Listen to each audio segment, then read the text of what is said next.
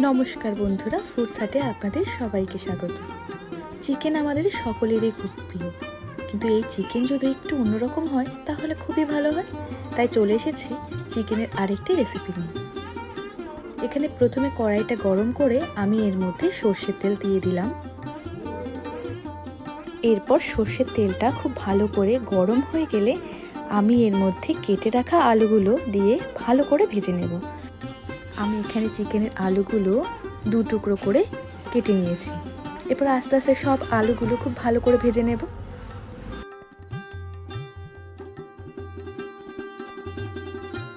আর এখানে কিন্তু আলুগুলো আমরা খুব লাল করে ভাজবো না, হালকা লাল হয়ে গেলেই আস্তে আস্তে কড়াই থেকে আলুগুলো আমরা তুলে নেব।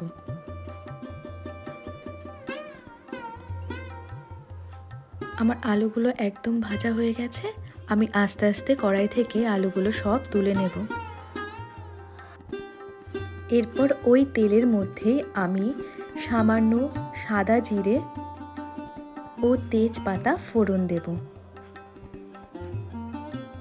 ফোড়নটা একটু লাল লাল করে কিন্তু আমাদের ভেজে নিতে হবে। এরপর দুটো এলাচ আর তিনটে লবঙ্গ আমি তেলের মধ্যে দিয়ে দেব। এখানে এলাচগুলো কিন্তু আমরা আগে থেকেই ফাটিয়ে নেব, না হলে এলাচগুলো ফেটে আসতে পারে। ফোড়নগুলো আমাদের একটু লাল হয়ে গেলে এরপর এর মধ্যে কুচনো পেঁয়াজগুলো আমি আস্তে আস্তে দিয়ে দেব। এখানে আমি মাঝারি সাইজের দুটো পেঁয়াজ কুচিয়ে নিয়েছি। এরপর আস্তে আস্তে সব কুচনো পেঁয়াজগুলো কড়াইয়ের মধ্যে আমি দিয়ে দেব।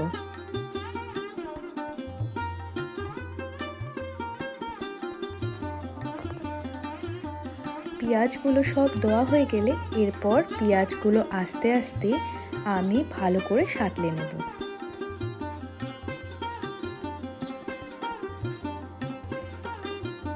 পেঁয়াজগুলো যাতে খুব ভালো করে সাঁতলে যায় তার জন্য আমি এর মধ্যে সামান্য লবণ অ্যাড করে দিলাম।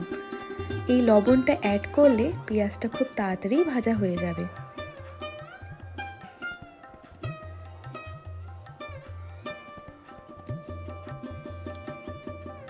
পেঁয়াজটা আমার হালকা ভাজা হয়ে গেলে আমি এর মধ্যে বেটে রাখা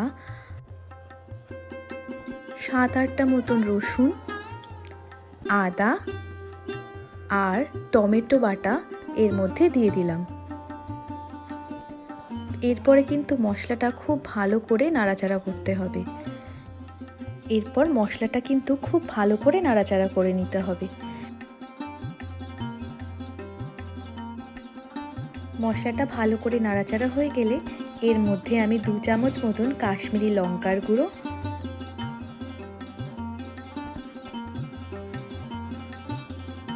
আর 2 চামচ লাল লঙ্কার গুঁড়ো অ্যাড করলাম। এরপর আমি এর মধ্যে 2 চামচ জিরের গুঁড়ো আর ধনে গুঁড়ো অ্যাড করলাম। এরপর মশলাগুলো খুব ভালো করে আমরা নাড়াচাড়া করে নেব, যতক্ষণ না মশলার কাঁচা গন্ধ একদম চলে যায়।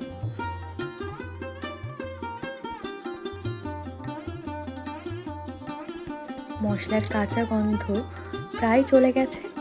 এরপর আমি এর মধ্যে চিকেনগুলো দিয়ে দিলাম। এরপর কিন্তু খুব ভালো করে আমরা চিকেনের সাথে মশলাগুলো মিশিয়ে নেব। আর এখানে কিন্তু চিকেনটা খুব ভালো করে কষাতে হবে। এরপর আমি এর মধ্যে সামান্য হলুদ দিয়ে দিলাম। মশলাটা ভালো করে কষানো হয়ে গেলে আমি এর মধ্যে টক দই অ্যাড করলাম। এখানে আমি 4 চামচ মতন টক দই নিয়েছি।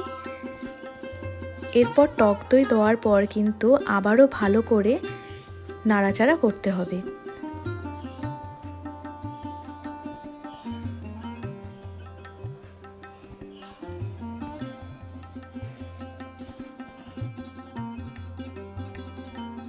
এরপর আমরা ভেজে রাখা আলুগুলো আস্তে আস্তে চিকেনের মধ্যে দিয়ে দেব। এরপর সমস্ত কিছু আমরা খুব ভালো করে মিশিয়ে নেব।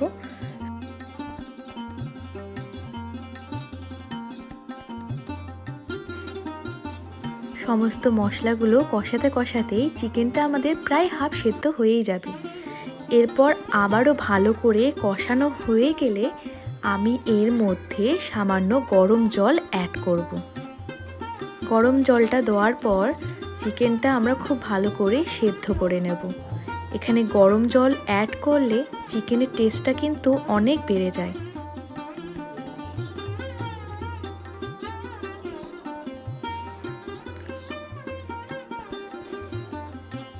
আমাদের আলু আর চিকেন কিন্তু একদম সেদ্ধ হয়ে গেছে। এরপর স্বাদ মতন লবণ আর সামান্য মিষ্টি আমি এর মধ্যে অ্যাড করব। সব শেষে কুচনো ধনেপাতা আর সামান্য মেথি পাতা আমরা এর মধ্যে দিয়ে দেব। এখানে মেথি পাতা আর ধনেপাতা দিলে কিন্তু চিকেনের টেস্টটা অনেক আলাদা হয় আর খেতেও কিন্তু খুবই ভালো হয়। আর এই রেসিপিটি ভাত কিংবা রুটির সাথে কিন্তু খুবই ভালো লাগে, জাস্ট জমে যায়। তাহলে আজকের এই রেসিপিটি কেমন লাগলো অবশ্যই কিন্তু আমাকে জানাবেন। আর নতুন নতুন রেসিপি পাওয়ার জন্য অবশ্যই আমার চ্যানেলটিকে সাবস্ক্রাইব করতে যেন একদম ভুলবেন না। তবে আজ এই পর্যন্ত, দেখা হবে অন্য কোনো রেসিপি নিয়ে। ততক্ষণ ভালো থাকুন, সুস্থ থাকুন। নমস্কার।